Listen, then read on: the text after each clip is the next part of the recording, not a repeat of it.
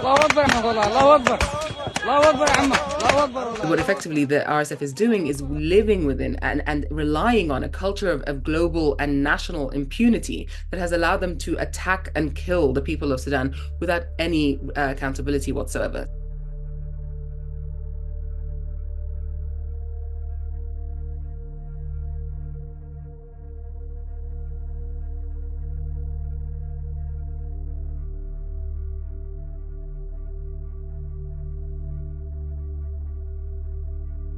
The RSF is made up of pastoralist groups who identify as Arab, and a lot of the violence they're meeting at is on sedentary groups or farmers who identify as African or non-Arab. And part of this goes back to the 80s, where resource distribution and resource usage, particularly in terms of land, was limited. But there have been successive bouts of violence, particularly supported by the government of Khartoum and the Sudanese armed forces 20 years ago. And a lot of the violence that we saw then was never really compensated. We never really saw equitable distribution of land. And so a lot of those grievances still exist.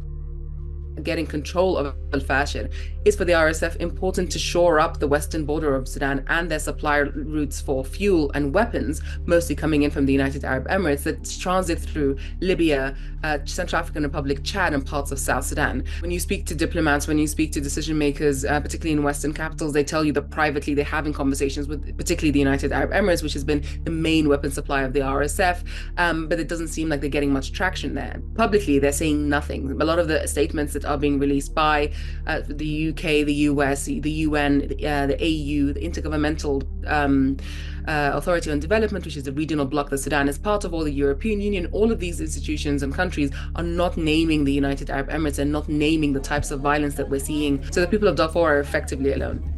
20 years ago, would have been looking at things like, a peacekeeping force. Today, we have resolutions that no one's looking to implement, including Resolution 2736 of last year. We have a Darfur arms embargo that no one is also looking to implement. At the very least, there should be enough pressure on the RSF and their leadership, as well as their friends in the UAE and regional countries in Africa, to stop the flow of arms that is facilitating much of this violence.